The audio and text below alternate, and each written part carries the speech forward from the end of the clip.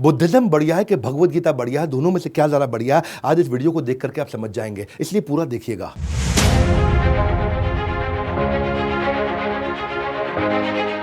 कुछ सवालों को ध्यान से सुनिएगा। अगर भगवान ने हमें बनाया है तो वो हमें इतना दुख क्यों देते हैं? अगर उसी भगवान ने हम सबको बनाया है तो आपस में इतनी नफरत क्यों है? मैं तो एक अच्छा इंसान हूं, अच्छे लोगों के साथ बुरा क्यों होता है? एक दिन सबने संसार छोड़ के जाना है, तो किसी के जाने से फिर मुझे दुख क्यों होता है? ये सारे सवाल आज से 2500 साल पहले, अगर एग्जैक्ट कहूं तो 2600 साल पहले एक इंसान के मन में आए थे, जिनका जवाब ढूंढने के लिए उसने रातों रात अपना महल छोड़ दिया था। नमस्कार, विवेक बिंद्रा बोल रहा हूं, फाउंडर एंड सीईओ बड़ा बिजनेस.com। खड़ा होके आ गया हूं एक के बाद एक, हर संडे को सुबह 8 बजे पावरफुल केस स्टडी लेके आ रहा हूं। और आज बात करेंगे श्री गौतम बुद्ध की, द फाउंडर ऑफ बुद्धिज्म। जिस समय गौतम बुद्ध बैठ करके मेडिटेशन करते थे, उस समय खूंखार से खूंखार जानवर, शेर, हाथी, चीता, हिरण आप आसपास आकर के बैठ जाते थे। वहीं जिराफ, जेबरा, मंकी, वुल्फ, जो भी जानवर हो वो आकर के बैठ जाते उनके मेडिटेशन के आसपास। ना उनको हार्म पहुंचाते थे, ना आपस में लड़ते थे। खतरनाक पशु भी। कल बुद्ध पूर्णिमा का दिन है, इसीलिए आज गौतम बुद्ध का स्मरण करने के लिए हम लोग आए हैं। वो निर्वाण जो गौतम बुद्ध ने प्राप्त किया, उनके साथ में आज मैं कुछ सुंदर कहानियां बताऊंगा। जीवन बदल देंगी, जीवन बदल देंगी आज ये कहानियां। लॉर्ड बुद्धा ये 9वें इनकारनेशन थे भगवान कृष्ण, यानी कि भगवान विष्णु के मत्स्य, वराह, कूर्म, वामन, नरसिंह, राम, बलराम, परशुराम, बुद्ध, कल की। बुद्ध मतलब 9th इनकारनेशन, कल की अभी आने हैं। तो आज हम बुद्धा की बात करेंगे, उनकी शुरुआतों के दिन की पहली कहानी, जिस कहानी का नाम है दुखालयम अशाश्वतम। क्या ये कहानी है? महाराज शुद्धोदन, सम्राट शुद्धोदन और उनकी महारानी महामाया, इनके पुत्र थे गौतम बुद्ध। जब महारानी महामाया जन्म देने वाली थी एक बच्चे को, तो सोची कि मैं अपनी मां के घर जाती हूं। अपनी मां के घर जाने के लिए जब अपनी टीम के साथ अपने आसपास जो उनके सारथी थे उनको लेकर जा रहे थे, तो रास्ते में उनको प्रसव पीड़ा हुई। जिस स्थान पर प्रसव पीड़ा हुई उसको बोलते हैं लुम्बिनी। ये नेपाल में पड़ता है आज के समय में, पहले भारतवर्ष में था। लुम्बिनी में एक पेड़ के नीचे उन्होंने गौतम बुद्ध को जन्म दिया। आज भी वहां पे लगभग 12 लाख टूरिस्ट हर साल जाते हैं, फॉरेन टूरिस्ट पूरी दुनिया से, और खास तौर से इंडिया, थाईलैंड, श्रीलंका, चाइना। आज जब ये इनका जन्म हुआ तो किसी योगी ने उसी समय बता दिया था कि या तो ये महान संत बनेंगे या महान सम्राट बनेंगे। महाराज सम्राट शुद्धोदन ने जब बात सुनी तो उन्होंने सोचा कि ये महान सम्राट बनने चाहिए, संत नहीं। अगर संत बन गया तो मेरे आगे उत्तराधिकारी कौन होगा? और ये संत ना बन जाए, इसके मन में वैराग्य ना आ जाए, तो इसे सभी प्रकार के दुख, तकलीफों से, समस्याओं से दूर रखता हूं। जब ये कभी दुख देखेगा ही नहीं तो उसके मन में वैराग्य आएगा ही नहीं। तो उन्होंने उनको महल के अंदर, राजमहल के अंदर ही पालन पोषण किया। बहुत सुंदर अप्सरा जैसी खूबसूरत एक देवी के साथ उनका विवाह भी कर दिया। 19 साल की उम्र में उनका विवाह हो गया और ये कभी राजमहल से बाहर निकले नहीं। सारी सुख सुविधा, सारे फूड, क्लोथिंग, प्लेजर वहीं इनको मिल जाते थे। गौतम बुद्ध अभी घर पे सब ठीक चल रहा था, तो एक समय आया जब इनके पिता को कहीं ट्रैवल पर निकलना था। उस दिन अचानक ये भी अपनी कुछ टीम को बोले कि मुझको लेकर के शहर घुमा के लाओ। जब इनको शहर घुमाने लेके गए तो रास्ते में ये हैरान हो गए टूर में देख करके, एक आदमी अजीब सा बैठा हुआ। इन्होंने पूछा सारथी से, ये कौन है? बोला ये बूढ़ा आदमी है। बोला क्या हुआ, इसको देख के अजीब सा लग रहा है? बोले ये बूढ़ा आदमी है, हर इंसान को बूढ़ा होना है, एक दिन हर व्यक्ति बूढ़ा हो जाएगा। इनका रियलाइजेशन हुआ कि एक दिन मैं भी बूढ़ा हो जाऊंगा। आगे गए तो उन्होंने देखा कि एक आदमी करहा रहा है, सड़क पर लेटा हुआ है। उन्होंने पूछा क्या हुआ? बोले ये बीमार है। बोले बीमार क्या होता है? बोले बीमार, क्योंकि पहली बार निकले अपने राजमहल से बाहर, तो बोले बीमार मतलब जब बीमारी लग जाती है, हर आदमी को बीमारी लगेगी। उन्होंने पूछा मुझको भी लगेगी? बोला हाँ लगेगी। और आगे गए तो राम नाम सत्य है, इस प्रकार एक शव यात्रा जा रही थी। उन्होंने पूछा ये क्या हुआ? बोला किसी का देहांत हो गया है, इसकी मृत्यु हो गई है। उन्होंने बोला वो क्या होता है? बोला हर व्यक्ति का देहांत होता है, मृत्यु होती है। इन्होंने कहा क्या मेरी भी हो जाएगी? बोला आपकी भी होगी। उस दिन गौतम बुद्ध ने रियलाइज किया कि मैं यहाँ क्या कर रहा हूं, इन सब प्लेजर्स और नॉनसेंस में मैं कर क्या रहा हूं, मैं क्यों अपना समय बर्बाद कर रहा हूं? अगर हम सब ने जन्म, मृत्यु, जरा, व्याधि, ये चारों तकलीफें, यानी कि जन्म होना, उनकी डेथ होना, बीमारियां आना, बुढ़ापा आना, ये सबके साथ होगा। अगर तकलीफें, बुराइयां, परेशानियां सबके साथ आएंगी तो इसका मतलब क्या मैं यहाँ पे बैठ के आराम करता रहूं? यहाँ तो इसका अर्थ ये हुआ कि हमारे को जीवन मिला किसी हायर पर्पस के लिए। ये अपने आप को रोक नहीं पा रहे थे, छोड़ना चाहते थे, ये बाहर निकलना चाहते थे बहुत दिन से। वैसे तो योगी महात्मा ने पहले बता दिया था ये महान संत या महान सम्राट बनेंगे, तो उनके संत के लक्षण बाहर आने लगे। ये घर पे रह करके इनको स्ट्रगल होने लगा, ये पत्नी के साथ, इनको बच्चे के साथ में वो सुख नहीं मिल रहा था। ये इन सारे प्रश्नों का उत्तर ढूंढना चाहते थे, जो प्रश्न मैंने आपको बताए, जिसके लिए ये निकलना चाहते थे, नहीं निकल पा रहे थे। पर एक दिन रात को चोरी छिपे चोर की तरह चुपचाप उठे, पीछे मुड़ के नहीं देखे, निकल गए। पीछे मुड़ के नहीं देखे क्योंकि उनको मालूम था पीछे मुड़ूंगा तो मेरे पुत्र का प्रेम और मेरी पत्नी, धर्म पत्नी जिनसे बहुत प्रेम करते थे, वो उनको वापस खींच लेगा। ये चुपचाप निकल गए। और भगवत गीता की लेसन, वो लर्निंग यहां पे क्या उन्होंने एस्टैब्लिश किया, भोग ऐश्वर्य प्रसक्ता नाम तया भृत चेतसाम व्यवसायत्मिका बुद्धि समाधो न विधीयति। जिस व्यक्ति की फोकस्ड बुद्धि नहीं है, समाधो न विधीयति, वो कभी भी समाधि में प्रवेश नहीं कर सकता। वो व्यक्ति जो भोग में और ऐश्वर्य में लगा है, तो उस दिन उन्होंने भोग और ऐश्वर्य त्याग दिया। इनका कहना था, भगवत गीता का 13वें अध्याय का 9वां श्लोक, जन्म मृत्यु जरा व्याधि दुख दोषानुदर्शनम अनुदर्शनम अनुदर्शनम। इन्होंने सारे दुखों को, उसका अनुदर्शन, उसका दर्शन किया, उसको समझा, उसको पहचाना कि इस जीवन के अंदर जन्म मृत्यु जरा व्याधि ये बहुत बड़े बड़े दुख हैं। अब ये निकल पड़े अपनी आध्यात्मिकता की खोज की यात्रा में। कई महीने साल बीत गए। आपको एक कहानी सुनाता हूं। एक आउटकास्ट वुमेन, जिसको बोलते हैं अछूत साधारण समाज के अंदर, वो रास्ते में एक मटका लेकर के ठंडा शीतल जल चलते चली जा रही थी। धूप का दिन था, बहुत गर्मी थी। भगवान बुद्ध ने उसको रोका, कहा कि क्या तुम मुझे थोड़ा जल पिला सकती हो? बोली, ब्राह्मण मुझसे जल मत मांगिए, क्योंकि ये योर होलीनेस, मैं कंटामिनेटेड हूं, मैं दूषित हूं। उन्होंने पूछा, बोल के दूषित कैसे हो? बोले, क्योंकि मैं आउटकास्ट हूं, मैं लो कास्ट हूं, मैं नीची जाति की हूं। इन्होंने कहा, मैंने पानी मांगा है, तुम्हारी जाति को नहीं मांगा है, जाति नहीं पूछी तुम्हारी। वो बोले, हे ब्राह्मण, लेकिन मैं तो आउटकास्ट हूं।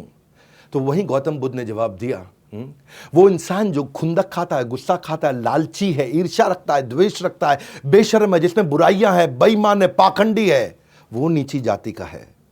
जाति जिसमें जन्म हुआ वो डिफाइन नहीं करती। और यही lesson Buddhism and Bhagavad Gita आज जो बात कर रहे हैं, चातुर्वर्ण्यम मया सृष्टम गुण कर्म विभागश, गुण कर्म विभागश, कि जो वर्ण है आपका वो गुण और कर्म पे विभाजित है। आपके क्या गुण आप डिस्प्ले कर रहे हैं और कैसे कर्म है आपके, ये जन्म विभागश नहीं है, ये गुण कर्म विभागश। तो गौतम बुद्ध ने क्या कहा, मनुष्य जन्म से नहीं बल्कि कर्म से शूद्र या ब्राह्मण होता है। कोई भी मनुष्य अपने कर्मों से महान बनता है, अपने जन्म से महान नहीं बनता है। दोबारा याद दिलाया तो सारे के सारे धर्मों में इतना कुछ सीखने के लिए है। और बुद्धिज्म और भगवत गीता दोनों न केवल पैरेलल हैं बल्कि सीक्वेंशियल भी हैं और पैरेलल भी है, इंटरवोवन है। दोनों में एक जैसी सुंदर से सुंदर शिक्षाएं हैं। इसलिए मैं दोनों का सामंजस्य आपको इस वीडियो में पूरा बताऊंगा। तीसरी कहानी, ये एक देवी जी के घर पे कुछ भोजन करने गए, उनसे भिक्षा ग्रहण करने गए। वो उनकी शिष्या थी। और जब वहां पे कुछ नौकरानी आकर के कुछ खाना परोस रही थी, भोजन परोस रही थी, तो एक नौकरानी से बड़ा बर्तन भोजन का नीचे गिर गया। भोजन फैल भी गया, नीचे गिर गया। और उसने मालकिन की तरफ देखा, मालकिन मुस्कुराई, बोली कोई बात नहीं, दूसरा बर्तन ले आओ। तो ये परेशान हो गई, बोली मेरी मालकिन ने मुझे कुछ डांटा नहीं, मुझ पे चिल्लाया नहीं, शोर नहीं किया। हाँ, पिछले मालिक ने तो मेरा बुरा हाल कर दिया था, ये कैसी मालकिन है, इसके अंदर इतना प्रेम, इतनी करुणा कैसे, इतनी जल्दी माफ कर दिया। तो गौतम बुद्ध जब चले गए तब उन्होंने अपनी मालकिन से पूछा कि आपको गुस्सा क्यों नहीं आया मेरे ऊपर? तो मालकिन प्रेम से मुस्कुरा के बोली, अपने ब्लाउज से एक साइड से एक कागज निकाला और चिट्ठी दिखाई। बोला कि आज सुबह सुबह मुझे संदेशा आया है कि मेरे पति और मेरे 8 पुत्रों का देहांत हो गया, किसी ने उनकी हत्या कर दी। बोले जब मैं उससे दुखी नहीं हुई और तब भी अनअफेक्टेड मुस्कुराहट के साथ भगवान की सेवा कर रही हूं, तो आपका बर्तन गिरना तो बहुत छोटी सी बात है। वो नौकरानी हैरान हो गई, बोले इतना बड़ा हादसा, आप हैरान नहीं हुए? वो बोली क्योंकि मैं भगवान बुद्ध की शिष्या हूँ, मैं उनकी डिसाइपल हूँ। और वही एस्टैब्लिश उन्होंने किया, वही एस्टैब्लिश उन्होंने किया जो 6 अध्याय के 19वें श्लोक में कृष्ण ने सिखाया, यदा दीपो निवातस्थो नाहिंगते सोपमा स्मृता योगिनो यत चित्तस्य युञ्जते योगमात्मना।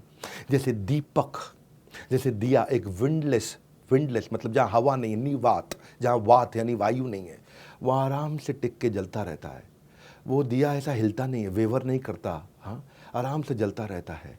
उसी प्रकार योगी का भी चित्त इसी प्रकार स्टेबल रहता है। जिसने, गौतम बुद्ध कहते हैं कि जिसने अपने मन को वश में कर लिया, उसकी जीत को देवता भी हार में नहीं बदल सकते हैं, जिसने अपने मन को वश में कर लिया। ग्रेट लेसन्स, भगवान बुद्ध ने जो लेसन्स दिए हैं वो इतने पावरफुल है। अगर आदमी इस वीडियो को देख करके इसमें कुछ भी अपने जीवन में उतारे ना, इतने शक्तिशाली, इतने ताकतवर हो जाओगे ना, आपको कोई हरा नहीं पाएगा। हाँ, ये वीडियो दे रहा हूं मैं आपको, हर संडे को पावरफुल वीडियोस देता हूं ला करके सुबह 8 बजे, वापस खड़ा होकर के पूरी एनर्जी के साथ। आपने केस स्टडीज मांगी थी, लेते जाइए एक के बाद एक। चौथी कहानी, पावरफुल माइंड कंट्रोल। ये कहानी किसकी? यह हाथी की कहानी। एक हाथी जो राजा का सबसे शक्तिशाली, पावरफुल, ओबीडियंट, सेंसिबल और स्किलफुल हाथी था, लड़ने में, युद्ध कौशल में पारंगत हाथी, हर युद्ध को जिता के लाता था अपने महाराज, अपने सम्राट को। वो हाथी एक दिन एक दलदल में फंस गया, और दलदल में फंस गया। उसका मिट्टी के अंदर, चिकनी मिट्टी के अंदर उसका पांव उतना अंदर चला गया, बाहर नहीं आ पा रहा। सबने बड़ा जोर लगाया, बहुत मेहनत की, बहुत प्रयास किया, लेकिन हाथी बाहर नहीं आ सका। पानी पीने गया था और फंस गया अंदर। जब सबने सारा जोर लगा लिया तो उसके बाद उन्होंने गौतम बुद्ध को बुलाया, बोला भगवान बुद्ध आप मदद करिए। भगवान बुद्ध ने आसपास देखा और एक बोला छोटा सा काम करो, सब लोग जाओ और युद्ध के नगाड़ों को लेकर के आओ, और युद्ध के नगाड़े ढा ढा ढा ढा ढा ढा ढा ढा ढा ढा जोर से बजाओ। और युद्ध के नगाड़े बहुत तेज बजाए जाने लगे। लोग हैरान थे, यार ये क्या आंसर हुआ, लेकिन बोले जो मैं कह रहा हूं वो करिए। युद्ध के नगाड़े जब तेजी से बजाए तो हाथी अचानक हिला, बहुत तेज उसने गर्दन हिलाई और शोर मचाया, सूंड ऊपर उठाई, एक पांव निकाला, दूसरा पांव निकाला, हाथी बाहर निकल आया। तो लोग हैरान हो गए, बोले ये हाथी जिसको निकालने के लिए सबने जोर लगा दिया, युद्ध के नगाड़े सुनते ही बाहर आ गया। तो गौतम बुद्ध से पूछा ये कैसे हुआ? भगवान बुद्ध ने कहा इसकी फिजिकल एबिलिटी में कमी नहीं थी, इसको बस थोड़ा सा कॉन्फिडेंस और मोटिवेशन चाहिए था। वो युद्ध का कॉन्फिडेंस, मोटिवेशन, वो ढोल नगाड़े सुनते ही इसके अंदर वो ताकत वापस आ गई। अगर आपको भी कोई धक्का लगाने वाला, आपको भी कोई मोटिवेट करने वाला, आपको भी ऐसा कम्युनिटी, ऐसे लोग आजू बाजू मिल जाए जो आपको मोटिवेट और कॉन्फिडेंस देकर के बढ़ा सकें, तो आप में भी फिजिकल कमी नहीं है। अर्जुन के अंदर भी फिजिकल कमी नहीं थी, मेंटल कमी थी, जो कृष्ण ने उनको देकर के मोटिवेट किया। ऐसे लोगों के आसपास अपने आप को सराउंड कर लो। कृष्ण क्या कहते हैं? क्लैब्यम मास्म गमा पार्था नैतत्व उपपद्यते शूद्रम हृदय दौर्बल्यम त्यक्त्वा उत्तिष्ठ परंतप। खड़ा हो जाओ अर्जुन, उत्तिष्ठ। कैसे तुम्हारे अंदर इतनी दुर्बलता आ गई अर्जुन? ऐसा कोई आसपास आपको कॉन्फिडेंस, मोटिवेशन देने वाला चाहिए। हतो वा प्राप्स्यसि स्वर्गम जित्वा भोक्ष्यसे महिम तस्मादुत्तिष्ठ। कौनतया? युद्धाय कृत निश्चय। दूसरे अध्याय का 37वां श्लोक। कृष्ण क्या कहते हैं कि हतो वा प्राप्स्यसि स्वर्गम, अगर तुम्हारी हत्या भी हो गई, हतो वा प्राप्स्यसि, तुम स्वर्ग को प्राप्त कर जाओगे, क्योंकि तुम अपना धर्म का पालन कर रहे हो।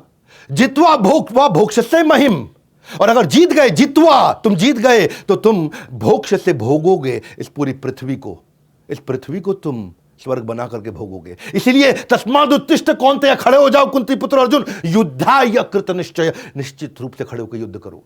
कि अर्जुन अगर तू हारा तो तू स्वर्ग में जाएगा, लेकिन अगर तू जीत गया तो तू धरती को स्वर्ग बनाएगा। तेरी तो दोनों के दोनों सिचुएशन में जीत है अर्जुन।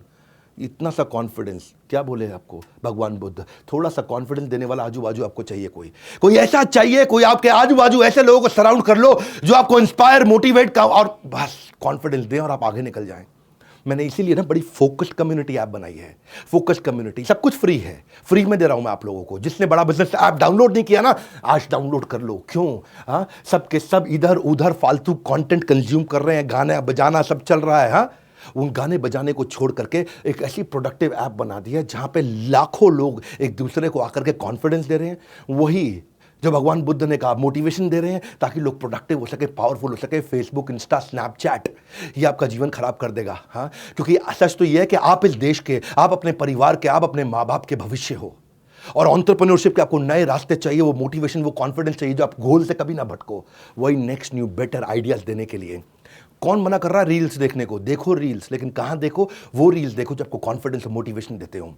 इसी के लिए मैंने ऐप बनाई है, सबके लिए फ्री ऑफ कॉस्ट है, एकदम फ्री। ना आज पैसा ले रहे हैं, ना कल पैसा लेंगे, और लाखों लोग आके एक दूसरे की वहां मदद कर रहे हैं। और ये बड़ा बिजनेस कम्युनिटी की ऐप आप अपने सारे दोस्तों को बताइए, डाउनलोड करिए। वीडियो खत्म होता ही ना एक काम जरूर कर लेना, ऐप डाउनलोड करके अपना प्रोफाइल बना लेना। ऐसी रील्स मिलेंगी जो कहीं नहीं मिलेंगी लगातार आपको। इररिलेवेंट कंटेंट है ही नहीं। 5वीं कहानी, जब भगवान बुद्ध ने एक इंसान को माफ करने के लिए मना कर दिया। क्या कहानी थी? किसी को माफ करने के लिए मना करेंगे भगवान बुद्ध?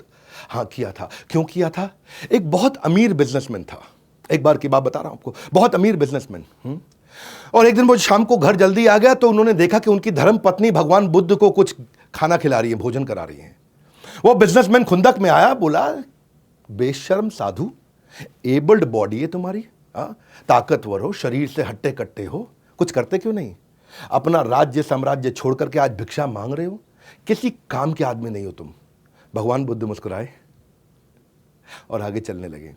जब चलने लगे तो उस आदमी को और खुंदक आ गए, और खुंदक, क्योंकि उसको ना मतलब बिल्कुल मतलब ये ऐसे समझ लो जैसे it added like a fuel, आग के अंदर घी डालने का काम किया भगवान की मुस्कुराहट ने। जब उसको और खुंदक आ गई, और खुंदक आई तो वो आदमी आगे आया और भगवान बुद्ध के मुंह पे थूक दिया। जब भगवान बुद्ध के मुंह पे वो थूक दिया, भगवान बुद्ध ने उसकी थूक को साफ किया, फिर मुस्कुराए और आगे चल पड़े। वो आदमी इतना डिस्टर्ब हो गया, इतना परेशान हो गया कि कोई रिएक्शन नहीं। पहले गाली बकी तो कुछ नहीं कहा, जब थूक दिया तो कुछ नहीं कहा, मुस्कुरा के आगे चले गए। वो आदमी सारी रात सो नहीं पाया। उनकी धर्मपत्नी ने कहा ये सबसे बड़े संत हैं, तुमने गलत किया। वो सारी रात सो नहीं पाया, भगवान बुद्ध से माफी मांगने गया। अगले दिन जब भगवान बुद्ध की सभा के अंदर जाकर के सबके सामने उसने माफी मांगी, बोले मुझे माफ कर दीजिए, मुझसे कल गलती हो गई। तो भगवान बुद्ध ने कहा मैं तो आपको माफ नहीं कर सकता, मैं कैसे माफ करूं आपको, मैं माफ नहीं कर सकता आपको। बोले आप माफ नहीं कर सकते, मुझे माफी दीजिए, प्लीज मुझे माफी दीजिए, मैंने गलत किया। बोले मैं कैसे माफ करूं, मैं आपको माफ नहीं कर सकता, आई कांट फॉरगिव यू, मैं आपको माफ नहीं कर सकता। आसपास के लोग हैरान, बोले भगवान बुद्ध तो इतने क्षमाशील हैं, ये क्यों माफ नहीं कर रहे। तो भगवान उनसे दोबारा जब पूछा तो भगवान बुद्ध ने कहा कि तुम किस बात की माफी मांग रहे हो। बोला कल मैंने आप पे थूक दिया। भगवान ने कहा वो कल था और मैं कल को याद नहीं करता, मेरे लिए हर दिन एक नया दिन है, और आज मेरे लिए नया दिन है, इसलिए मुझे कल याद ही नहीं। अब जब मुझे याद ही नहीं आपने कोई गलती करी, तो फिर मैं माफ़ कैसे कर सकता हूँ। माफ़ तो मैं तब करूँगा जब मुझे पता लगे कि आपने कोई गलती करी है। Since I don't remember what you did, how can I forgive you. Every morning we are born again. ये भगवान बुद्ध ने भगवद गीता के एक और प्रिंसिपल को बड़े अच्छे से एस्टैब्लिश किया। क्या कहते हैं, समझदार व्यक्ति वही कहलाता है जो धीरज रखने वाला हो, ना कि क्रोध करने वाला हो। देहिनो अस्मिन् यथा देहे कौमारम यौवनम जरा तथा देहांतरा प्राप्ति धीरस तत्र न मुह्यति। जो धीर व्यक्ति है वो कल जो शरीर बदल गया, परसों जो शरीर बदल गया, कौमारम यौवनम जरा, बचपन जवानी बुढ़ापा शरीर बदलता है, रोज बदलता है, और कल की बात को वो बदल करके खत्म कर देता है। धीरस तत्र न मुह्यति, धीर व्यक्ति मोहित नहीं होता है। हर दिन नया होता है और उससे कोई फर्क नहीं पड़ता कि कल क्या हुआ, हर दिन हम नई शुरुआत कर सकते हैं। ये भगवान बुद्ध का वचन है। क्रोध को पाले रखना एक गर्म कोयले को किसी और के ऊपर फेंकने की नियत से पकड़ने के समान है कि मैं किसी और के ऊपर कोयला फेंकने वाला हूं, गरम गरम कोयला किसी और के ऊपर फेंकूंगा। जब इस नियत से मैं उसको पकड़ता हूं तो पहला हार्म मुझे होता है, पहला मेरा हाथ जलता है, बाद में कि कोई और जले या ना जले ये पक्का नहीं है, लेकिन मैं जरूर जल जाऊंगा। छठी कहानी, सर्च फॉर हैप्पीनेस। भगवान बुद्ध के पास एक अश्वेत रंग की, साधारण भाषा में बोलते हैं थोड़े सांवले काले से रंग की एक लड़की आई। बोले मैं बहुत दुखी हूं क्योंकि मैं इतनी बदसूरत हूं, मैं बहुत दुखी हूं, मैं क्या करूं, मैं कैसे आनंद को प्राप्त करूं, कैसे मैं खुश हो जाऊं, मुझे खुश होने का उपाय दीजिए। इतनी अगलीनेस, इतना गंदा मेरा चेहरा है, मैं काली हूं, भद्दी लगती हूं, इसलिए मैं दुखी हूं, मेरे दुख को समाप्त करिए, मेरे को मुझे कोई रास्ता दिखाइए। भगवान बुद्ध मुस्कुराए, बोले मैं रास्ता दिखाना चाहूंगा, पर मेरा एक काम करिए, जाइए किसी ऐसे आदमी को पकड़ के मेरे पास ले आइए जिसके जीवन में कोई दुख ना हो और बहुत खुश हो। बोले बहुत आसान है। बोले कैसे आसान? मैं अपने किसान जिसके यहां काम करती हूं उसके पास जाती हूं, क्योंकि काम मैं करती हूं और कमाता वो है। तो वो किसान के पास गई, बोली मालिक कल भगवान बुद्ध के पास जाना है क्योंकि मुझे किसी ऐसे व्यक्ति को मिलाना है जो हमेशा खुश रहा हो, जिसके जीवन में कोई दुख ना हो। तो मालिक कल आप मेरे साथ चलिए। तो किसान ने बोला कि भाई मैं तो खुद ही बहुत दुखी हूं, मैं कैसे चलूंगा, मैं आपको डिसअपॉइंट नहीं करना चाहता। बोले मालिक आपके पास तो जमीन है, पैसा है, खाना है, आप कैसे खुद दुखी हैं। तो किसान ने जवाब दिया कि मेरे पास जमीन है, खाना है, पैसा है, लेकिन ये सब कुछ मैं जमींदार को दे देता हूं। जमींदार मुझसे ले जाता है, उसको किसानी करनी भी नहीं पड़ती, उसको खेती करनी भी नहीं पड़ती, और वो कमा लेता है। वो हमसे ज़्यादा कमाता, हमसे ज़्यादा सुखी है, हम तो उसी के लिए काम कर रहे हैं। तो बोली ओके नो प्रॉब्लम, मैं जमींदार के पास चली जाती हूँ, वो ज़्यादा सुखी है। तो जमींदार के पास जाती है और बोलती है कि भगवान आप मेरे साथ चलिए, मुझे भगवान बुद्ध के पास जाना है, किसी ऐसे व्यक्ति से मिलाना जिसके जीवन में कोई दुख ना हो। जमींदार हैरान हो गया, बोले मैं तो सबसे ज्यादा दुखी हूं। बोले आप कैसे दुखी हैं, आपके पास तो इतना पैसा, इतना रिस्पेक्ट, इतना सम्मान है। बोले मुझे दुख है और परेशानी है और टेंशन है, चोरों की, लुटेरों की, डकैतों की, हर समय मुझ पर नजर रखते हैं, रात को मैं ढंग से सो नहीं पाता। तो बोले फिर कौन है सुखी व्यक्ति। बोले असली सुखी जो मिनिस्टर है ना राजा के, वो सबसे ज़्यादा सुखी हैं। उन्हें क्या करना है, वो तो हमको दंड देते हैं, हमसे टैक्स लेते हैं, हमसे सब वसूलते हैं और आराम से राजपाट का सुख भोग रहे हैं। कहती है कोई बात नहीं, मिनिस्टर के पास जाती हूँ। जब मिनिस्टर के पास जाती तो वहां भी यही उत्तर मिलता है उसको कि मुझ पे तो जनता का गुस्सा फूटता है, युद्ध का परिणाम मुझे सब झेलना पड़ता है, इतनी तकलीफें जो राजा बोलते हैं करना पड़ता है, कोई छुट्टी नहीं मिलती, 365 दिन काम करना पड़ता है, मैं राजा के साथ जुड़ा हूं लेकिन सारी तकलीफें मुझे को झेलनी पड़ती हैं। तो उसको समझ में आया कि ओ, राजा राजा को कोई इंस्ट्रक्शन नहीं देता, राजा सबको इंस्ट्रक्शन देता है। तो वो सुखी होगा। जब वो राजा के पास गई तो राजा का भी वही हाल। राजा बोला नहीं नहीं मैं तो बहुत परेशान हूं। बोले तुम क्यों परेशान हो? बोले मेरे दुश्मन मेरे ही घर में रहते हैं, कब कौन मुझे मार दे पता नहीं, ना मैं सो पाता हूं ना पीस ऑफ माइंड है। हाँ? मैं तो इतना परेशान रहता हूं कि मैं कहीं अकेले भी नहीं जा सकता, मेरे साथ में इतने लोग जाने पड़ते हैं और कभी कभी मन करता है कि मैं भी अकेले में बाजार जाऊं, कुछ खाऊं पीऊं, लेकिन मुझे इतने लोगों के साथ जाना पड़ता है क्योंकि हर समय टेंशन में रहता हूं। तो वो भगवान बुद्ध के पास गई, उसने सारी कहानी सुनाई, ऐसा ऐसा हुआ। हाँ, किसान के पास गई, जमींदार के पास गई, मिनिस्टर के पास गई, राजा के पास गई। तो भगवान ने बताया उनको कि यही असल में लेसन है कि आपको जो सुख मिलेगा वो कहाँ से मिलता है? सुसुखम कर्तुम अव्ययम। असली सुख कब मिलता है? जब राज विद्या राजगुह्यम पवित्रम इदम उत्तमम। जब आपको राज विद्या, वो सीक्रेट विद्या, वो ज्ञान आपके अंदर प्रज्वलित होता है। खुशी पाने के लिए खुद प्रयत्न करें, दूसरों पर निर्भर ना रहें। जो मनुष्य लगातार शिकायत करते रहते हैं वो कभी खुशी नहीं रह सकते। तो पवित्रमिदम उत्तमम सुसुखम कर्तुम अव्ययम, कि इतना सुख जो कभी समाप्त नहीं होगा। ये सुख बाहर नहीं मिलता, ये भीतर है, आपके अंदर है। सातवीं कहानी, ये कहानी वो है जब भगवान एक वैश्या के घर यानी कि एक प्रोस्टिट्यूट के घर जाते हैं। भगवान के साथ में हमेशा 2000-3000 साधु संत यानी कि मॉन्क्स उनके साथ चला करते थे। जब वो उनके साथ चलते थे तो उनका नियम था कि कहीं पे भी किसी भी गांव में 3 दिन से ज़्यादा नहीं रहे, ताकि वहाँ के लोगों के ऊपर खाने का व्यवस्था का कोई बोझ ना पड़े। तो नए नए गांव जाते थे। वे एक गांव में पहुँचे तो वहाँ एक बहुत सुंदर, बला की सुंदर, इतनी खूबसूरत एक स्त्री ने उनका स्वागत किया जिसका नाम था आम्रपाली। आम्रपाली ने उनको बोला कि आप मेरे घर पर भिक्षा स्वीकार करने के लिए आए, मैं आपको भोजन खिलाना चाहती हूँ। और जब आम्रपाली की बात हुई तो सारे गांव वाले थोड़ा अचानक एक दूसरे का मुंह देखने लगे। तो पूछा क्या हुआ? बोला भगवान वो तो वैश्या है, वो प्रोस्टिट्यूट है, उसके घर जाएंगे तो बिल्कुल अशुभ हो जाएगा, आपकी भक्ति का विनाश हो जाएगा। तो भगवान ने कहा नहीं, क्यों इनऑस्पिशियस है, क्यों विनाश होगा? उसने इतने प्रेम से बोला है, मैं उसका भोजन स्वीकार करूंगा, मैं उसके लव एंड अफेक्शन को स्वीकार करना चाहता हूं, मुझे उसके शरीर को थोड़ी स्वीकार करना है। हाँ, वो उसने मुझे तो वो चले गए वैश्या के घर पे और लोग इधर उधर देखने लगे। बोले लगता है भगवान की भक्ति समाप्त हो गई यहीं, लगता है गौतम बुद्ध का पतन हो गया है। गौतम बुद्ध गए उनके घर पे तो उसने उनको नए वस्त्र दिए, बारिश में भीगे हुए थे, नए वस्त्र दिए, उनको एक नया स्थान दिया जहाँ वो बैठे, उनको 56 भोग, उनको अच्छे से भोजन खिलाया और खिलाने के बाद उनको कहा कि भगवान आप यहीं आराम करें। वैश्या भी पास में जाकर के दूसरी तरफ जाकर के सो गई। पूरा का पूरा गांव परेशान हो गया कि वैश्या के घर पे जाकर के भगवान सोए, एक प्रोस्टिट्यूट के घर पे। उनके घर के अंदर रात वहीं बिताई है। तो सब भ्रष्ट हो गया, सब समाप्त हो गया। पूरा गांव सुबह सुबह इकट्ठा हो गया दरवाजे के बाहर ये देखने के लिए कि भगवान जब बाहर आएंगे निकल करके और वैश्या बाहर आएगी तो उनकी क्या अवस्था होगी, उस अवस्था को देखना चाहते हैं। और वो जब सुबह हुई और दरवाज़ा खुला तो दोनों भगवान और वही वैश्य आम्रपाली प्रोस्टिट्यूट दोनों दरवाजे से बाहर निकले। और जब बाहर निकले तो सब हक्के बक्के रह गए देख के। हक्के बक्के इसलिए रह गए क्योंकि वैश्या जो कपड़े पहनती थी वो थे ही नहीं। वैश्या ने उस समय गेरुए वस्त्र, सैफरन क्लोथ धारण कर लिए और उस दिन हेड शेव करके वो भिक्षु बन गई। और भगवान ने क्या उत्तर दिया कि my ways are more powerful than her. उस वैश्या ने अपना जितना भी धन एकत्रित किया था सब कुछ भगवान को दान कर दिया ताकि एक बौद्ध मठ बनाया जा सके। और क्या भगवत गीता का प्रिंसिपल यहां स्टैब्लिश किया कि ज्ञान विज्ञान तृप्तात्मा कूटस्थो विजितेंद्रिय युक्त इच्छते योगी समलोष्ट शम कांचना। कि जो व्यक्ति ज्ञान के साथ में विवेक से संतुष्ट रहता है वो सभी परिस्थितियों में अविचलित रहता है, उसको कोई वैश्या विचलित नहीं कर सकती है। वो धूल पत्थर और सोने और कंकड़ को एक समान देखते हैं। धूल पत्थर सोने और कंकड़ को, यानी कि पत्थर भी हो या गोल्ड भी हो, उसको एक समान देखते हैं। अज्ञानी आदमी, भगवान कहते हैं कि अज्ञानी आदमी एक बैल के समान है। वो ज्ञान में नहीं बड़ा होता है, वो आकार में बड़ा होता है। बैल केवल आकार में बड़ा होता है। तो भगवान ने बाहर निकल करके उस झोपड़ी से वैश्या के क्या उत्तर दिया कि my purification is more powerful than her contamination. और क्या कहा कि मुझे इस वैश्या के अतीत से कोई मतलब नहीं, उसका वर्तमान और भविष्य को उसे अपने मन के अंदर नियंत्रित करके रखना है।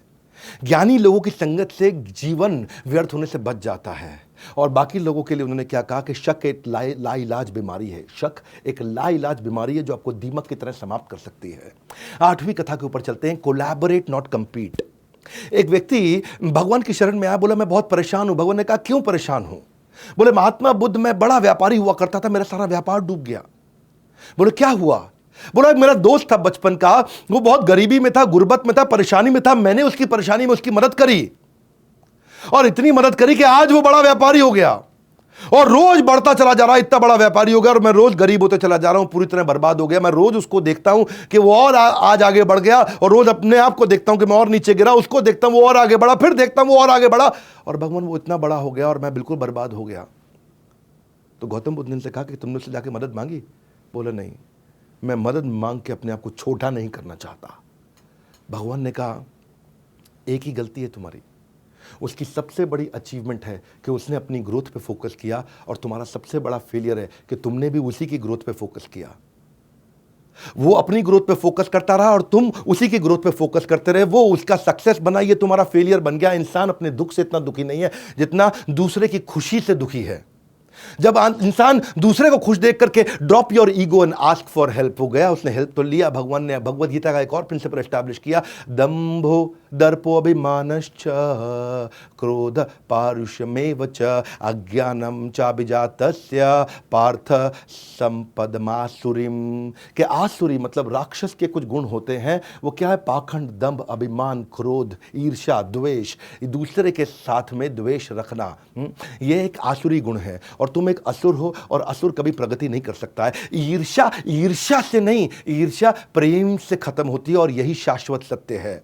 हम उसी वक्त असफल हो जाते हैं जैसे ही हम अपनों को छोड़ करके दूसरों पे ध्यान देने लगते हैं। और भगवान बुद्ध ने जैसे इसको समझाया, उसको ये बात समझ में आई। 9वीं कहानी, हाँ 9वीं कहानी क्या है? ये एक स्कोरबोर्ड की कहानी है, जरा ध्यान से समझना। एक राजसी रसोइया हुआ करता था, राजसी शेफ, जिनको महाराज शेफ, रसोइया कुछ भी कह सकते हैं हम। वो रोता हुआ भगवान बुद्ध के पास गया, बोला भगवान बुद्ध, मैं इतना काम करता हूं, इतना कटिंग, चॉपिंग, कुकिंग, इतनी मेहनत करता हूं, इतना इनोवेटिव डिशेस बनाता हूं, लेकिन हमेशा अननोटिस चला जाता है। कोई मुझे नोटिस नहीं करता, कोई मेरे किए हुए काम पे ध्यान नहीं देता, मुझे उसका कभी कोई क्रेडिट नहीं मिलता। तो भगवान बुद्ध उसको देख के मुस्कुराए और बोले एक बात बताओ कि इस पूरे के पूरे राजमहल का जो सबसे बड़ा द्वार है, मेन द्वार, वो कितना दूर है? वहां तक पहुंचने में कितना देर लगता है? रसोइये ने कहा कि भगवान वहां पहुंचने में 2 घंटा लगता है। अगर मैं वहां होकर के आऊं, वापस आऊं तो 2 घंटा लग जाएगा। भगवान ने कहा कोई बात नहीं, जाओ, पर जल्दी से जल्दी लौट के आना, बस उस दरवाजे को छू के आना। वो रसोइया भागा भगवान के आदेश पे और वापस आया, 1 ही घंटे में वापस आ गया। तो सारे देख के हैरान, बोला था दरवाजे को छू के आना, 2 घंटे का काम, 1 घंटे में लौट के आ गया, झूठा आदमी। लेकिन उसने कहा नहीं भगवान, मैं दरवाजे को छू के आया। बोले कैसे छुआ? बोले मैं भागते हुए गया था और भागते हुए आया। भगवान ने कहा कि इन सब मानेंगे तभी जब तुम एक बार और करोगे। वो एक बार और गया, भागा और वापस छू के 1 घंटे में आ गया। लोग अभी भी नहीं माने, ये गया ही नहीं होगा, छुआ ही नहीं होगा। तो भगवान ने कहा फिर क्या किया जाए? उसने कहा कि भगवान एक काम करते हैं, अपने ही किसी एक शिष्य को बोलो कि वो उस द्वार पर खड़ा हो जाए, वो वहां जाकर के चेक करे कि मैंने उस द्वार को छुआ कि नहीं छुआ। भगवान ने कहा हाँ, मुस्कुराए, बोले ठीक है। वो जाके द्वार पे खड़ा हुआ, इस बार वो भागते हुए गया और फिर द्वार को छुआ और फिर लौट के 1 घंटे में आ गया और सबने कंफर्म भी कर दिया कि हाँ ये तो द्वार तक आया था और 1 ही घंटे में लौट के आ गया। तो शिष्यों ने पूछा भगवान ये सारा क्यों किया आपने? बोला बस मैं यही बताना चाहता था कि जब काम कर रहे हो ना, तो ऐसे काम करो कि आइसोलेशन में ना हो, कंट्रीब्यूशन में हो और कोलैबोरेशन में हो, ताकि लोग आपको देख करके रिकॉग्निशन दे सकें। बोला क्या अर्थ हुआ? बोला काम ऐसे मत करो कि किसी को दिखाई ना पड़े, काम ऐसे करो कि जैसे वहां पे आप दरवाजे को छू करके आए और किसी ने देख लिया, ताकि तुम्हारे को उसका रिकॉग्निशन मिल सके। इसको बोलते हैं रिपोर्टिंग द स्टेक होल्डर्स। एक विजिबल स्कोर बोर्ड, आज की मैनेजमेंट की पढ़ाई में इसको कहते हैं visibility and accountability. Visible score board business में भी, काम के अंदर भी, ऑफिस के अंदर भी ऐसा ही करना चाहिए। और भगवद गीता के एक और प्रिंसिपल को एस्टैब्लिश किया, जहां भगवान कृष्ण ने अपना विराट रूप दिखाया। अर्जुन को भी दिखाना पड़ा, तो अपने काम को दिखाना पड़ता है। हाँ क्या बोले संजय 11वें अध्याय के 9वें श्लोक में? बोले एवं उक्त्वा ततो राजन महायोगेश्वर हरि दृश्यम आशा पार्थस्य। पार्थ को अपना पूरा दृश्य दिखाया, परमम रूपम ऐश्वर्यम, अपना परम रूप ऐश्वर्य भगवान ने दिखाया। तो भगवान बुद्ध ने बोला कि कभी कभी अपना ऐश्वर्य दिखाना पड़ता है। और भगवत गीता में अगर कृष्ण ने अपना ऐश्वर्य दिखाया तो तुम तो रसोइये हो, तुमको क्यों जरूरत नहीं पड़ेगी अपना ऐश्वर्य दिखाने के लिए। इतने सुंदर लेसन्स। मैंने ये देखा कि बुद्धिज्म और भगवत गीता दोनों पढ़ाई एकदम सेम है, दोनों की शिक्षाएं एकदम सेम है। मैं आज आपको 10वीं कहानी सुनाने जा रहा हूं, और ये 10वीं कहानी क्या है? When you reject a parcel it comes back to you. क्या अर्थ हुआ? एक बार भगवान बुद्ध एक किसी गांव से निकल रहे थे, तो वहां पे एक बहुत बदतमीज इंसान आकर के भगवान बुद्ध को सामने जोर जोर से उनको गालियां देने लगा कि तू स्टूपिड है और तुम एक फेक साधु हो, एक झूठे साधु हो। सारे गांव के सामने जोर जोर से चिल्लाने लगा, बुरा भला बोलने लगा। इतना बुरा भला बोला तो भगवान बुद्ध को कोई असर नहीं पड़ा, वो ऐसे मुस्कुराते रहे और आगे चल पड़े। सारे गांव वालों ने पूछा, इसने आपको इतना बुरा भला बोला, आपको बुरा नहीं लगा? आपने कुछ जवाब नहीं दिया, आपको कुछ तो कहना चाहिए था। तो भगवान बुद्ध ने उनसे पूछा कि अगर आप किसी के घर में कोई चिट्ठी भेजोगे, एक पार्सल भेजोगे, अगर वो पार्सल को रिसीव नहीं करता किसी कारणवश, तो उस पार्सल का, उस चिट्ठी का क्या होगा? तो गांव वालों ने बोला, वो चिट्ठी पार्सल भेजने वाले के पास वापस आ जाएगा। तो भगवान ने कहा, यही तो मैं भी कर रहा हूं। हाँ, जो उसने मुझे गाली दी, बुरा भला बोला, अगर मैंने स्वीकार नहीं किया तो वापस उसके पास चला गया। इसको बोलते हैं back to the sender. Sender के पास वापस चला गया। हाँ, क्योंकि मैंने तो उसको स्वीकार ही नहीं किया। जितात्मन प्रशांतस्य परमात्मा समाहित शीत उष्ण सुख दुखेशु तथा मान अपमानियो। कि जिसने मन को जीत लिया है, जितात्मन, जिसने मन को जीत लिया है, प्रशांतस्य, वो इतना शांत हो जाएगा। परमात्मा समाहिता, परमात्मा तो उसको पहले ही मिल गए हैं। शीत उष्ण, सर्दी गर्मी, सुख दुख, मान अपमान, इन 6 परिस्थितियों के अंदर वो हमेशा स्टेबल रहेगा। तो जितना देर, देखिए मेरी बात सुनिए, हमेशा याद रखें कि क्रोध करना अपने मन में एक बड़े बोझ को रखने के समान है। तो भगवान बुद्ध क्या कहते हैं कि तुम अपने क्रोध के लिए दंड नहीं पाओगे, तुम अपने क्रोध के द्वारा ही दंड पाओगे। क्योंकि शब्दों के भीतर नष्ट करने की और स्वस्थ करने की दोनों बहुत बड़ी शक्तियां होती हैं। और वही सारी लेसन्स जैसे जैसे मैं भगवत गीता में पढ़ता गया, तो आज मैं आपको बताना चाहता था कि कैसे सारे शास्त्रों में, सारे धर्मों में कितनी सुंदर शिक्षाएं हैं। आप किसी भी धर्म और शास्त्र को पढ़ते हो, उसको जीवन में अप्लाई करें और आपकी प्रगति होगी। 11वां अध्याय आज का, फाइंडिंग द इनर पीस। एक यंग बालक भगवान बुद्ध के पास आया, बोला अगर मैं बहुत मेहनत करूं तो मुझे क्या इनर पीस और दुखों से मुक्ति मिल सकती है? यानी कि आंतरिक शांति और दुखों से मुक्ति मैं ये चाहता हूं, मैं इसके लिए बहुत मेहनत करूंगा। भगवान बुद्ध ने कहा तुम्हें 10 साल लगेंगे। लेकिन उससे भी ज्यादा मेहनत करूंगा तो 20 साल लगेंगे। अच्छा, 3 गुना ज्यादा मेहनत करूंगा तो 30 साल लगेंगे। वो लड़का परेशान हो गया, बोला जितना कहता हूं मेहनत करूंगा, भगवान कहते हैं और ज्यादा समय लगेगा। परेशान हो गया, डिसअपॉइंट हो गया। उन्होंने पूछा ऐसा क्यों? तो भगवान ने उत्तर दिया, happiness is not outside in, it is inside out. यह आपके ज्ञान के साथ अंदर से आती है। श्रद्धावान लभते ज्ञानम तत्पर सत्येंद्रिया ज्ञान लब्ध्वा पराम शांतिम अधिरेणाधिगच्छति। कि जिस व्यक्ति के अंदर ये ज्ञान आ जाता है, हाँ, जो अपने मन को कंट्रोल कर सकता है डिवाइन नॉलेज के साथ, वो एवरलास्टिंग सुप्रीम पीस को अपने आप हासिल कर लेगा। शांतिम अधिगच्छति, वो इस शांति को, गच्छति मतलब प्राप्त करने के लिए निकल चुका होगा, उसे कभी तकलीफ नहीं आती। और जहां तक रही बात दुखों की, तो दुखों के लिए भगवान ने कहा है युक्त आहार, युक्त विहार, युक्त चेष्टा, युक्त स्वप्ना, युक्त अवबोधस्य योगो भवति दुःखः। ये सारे दुख समाप्त हो जाएंगे जब आदमी रेगुलेट हो जाएगा। रेगुलेट तरीके से सोएगा, रेगुलेट तरीके से कर्म करेगा, रेगुलेट तरीके से खाएगा। ज्यादा खाएगा तो भी दुख, कम खाएगा तो भी दुख। ज्यादा सोएगा तो भी दुख, कम सोएगा तो भी दुख। ज्यादा प्रयास करेगा तो भी दुख, कम प्रयास करेगा तो भी दुख। हाँ, और जो व्यक्ति थोड़े में खुश रहता है वो सबसे ज्यादा अधिक खुश रहता है। तो भगवान ने कई तरह से भगवत गीता के सारे प्रिंसिपल्स को एस्टैब्लिश करते चले गए। और आज की आखिरी कहानी, डिड वर्सेस डू। एक गांव के अंदर से जब भगवान निकले तो वहां कुछ अमीर लोग आए, बहुत अमीर लोग, वहां के राजा, बड़े बड़े व्यापारी आए, बड़े बड़े गिफ्ट लेकर के। इतने बड़े बड़े गिफ्ट लेकर के आए और भगवान उन गिफ्ट को रिसीव करते और अपने शिष्य को बोलते, डिसाइपल को बोलते कि इसको साइड में रख दो। और गिफ्ट रिसीव करते, डिसाइपल को बोलते साइड में रख दो। सबके सब गिफ्ट दिए जा रहे थे और भगवान उसको साइड में रखते चले जा रहे थे। मैं वहीं उन्होंने देखा कि एक बूढ़ी गरीब औरत पेड़ के पीछे छुपी हुई है और छुप छुप करके भगवान को देख रही है, छुप छुप करके भगवान को देख रही है। तो उन्होंने बुलाया, आप बाहर आओ। और बाहर आए। जैसे ही बूढ़ी औरत आई तो उन्होंने कहा कि भगवान मैं आपके सामने इसलिए नहीं आ पा रही क्योंकि मेरे पास आपको देने के लिए गिफ्ट नहीं है। और आधा खाया हुआ सेब था, उसने तुरंत वही भगवान को पकड़ा दिया और भगवान मुस्कुराए। उन्होंने से आधे खाए हुए जूठे सेब को उठाया और खाना शुरू कर दिया। सारे शिष्य बोले कि भगवान इतने बड़े बड़े गिफ्ट आए, आपने वो रिसीव किए नहीं, साइड में रख दिए। इसने जूठा आधा खाया हुआ सेब, उसको आपने खा लिया। तो भगवान ने उत्तर दिया, बड़ा सरल से मेरी बात को समझो सरलता से। भावग्राही जनार्दन, कि मैं भाव को ग्रहण करता हूँ। और भगवान ने क्या कहा वहाँ पे? उन्होंने कहा कि जितने भी राजा महाराजा और बड़े बड़े सेठ आए थे, they are giving me 1/10 of their capacity. और ये जो बूढ़ी औरत आई थी, she is giving me 100% of her capacity. तो उन्होंने पूछा इसका क्या अर्थ हुआ? बोले ये बड़े सेठ, इनके पास बहुत कुछ था देने के लिए, 90% छुपा लिया, 10% दिया। और ये बूढ़ी औरत, इसके पास केवल आधा सेब था, उसके पास कुछ भी नहीं था खाने के लिए, वही 100% था, उसने वही सब कुछ अपना मुझको दे दिया और ये चिंता भी नहीं करी कि आज वो कैसे खाएगी। तो आप कितना कर सकते थे, उसमें से कितना किया। एक आदमी की कैपेसिटी बढ़ाने के लिए भगवान ने ऐसे ऐसे प्रिंसिपल्स बताए हैं। हाँ, और इसीलिए भगवान क्या कहते हैं कि भगवान बुद्ध कहते हैं कि सबको समान दृष्टि से देखना चाहिए। 5वें अध्याय का 18वां श्लोक, विद्या विनय संपन्ने ब्राह्मणे गवि हस्तिनी शुनि चैव स्वपाके च पंडिता समदर्शना। कि एक पंडित व्यक्ति ब्राह्मण को, गाय को, हाथी को, कुत्ते को मार के खाने वाले को, इन पांचों को एक ही दृष्टि से देखते हैं, पंडिता समदर्शना। असली खुशी सब कुछ प्राप्त कर लेने में नहीं है, असली खुशी सब कुछ दे देने में है। और भगवान समान दृष्टि से सबको देखते थे। और फिर एक समय आया कि भगवान ने अपनी लीलाओं को समाप्त किया। मैं आज कम से कम 108 कथाएं बता सकता था, 12 कथाओं पे ही वीडियो बहुत लंबा हो गया है। इस संसार में सत्य के अलावा सभी का अंत होना तय है। और भगवान ने भी अपनी लीला को अंत करने का समय निर्धारित किया जब भगवान समाधि में जाने वाले थे। गौतम बुद्ध, बताया जाता है कि इसी बुद्ध पूर्णिमा के दिन उनका जन्म हुआ और इसी बुद्ध पूर्णिमा के दिन उनका अवतार और उनका तिरुभाव, यानी कि वो चले गए संसार से।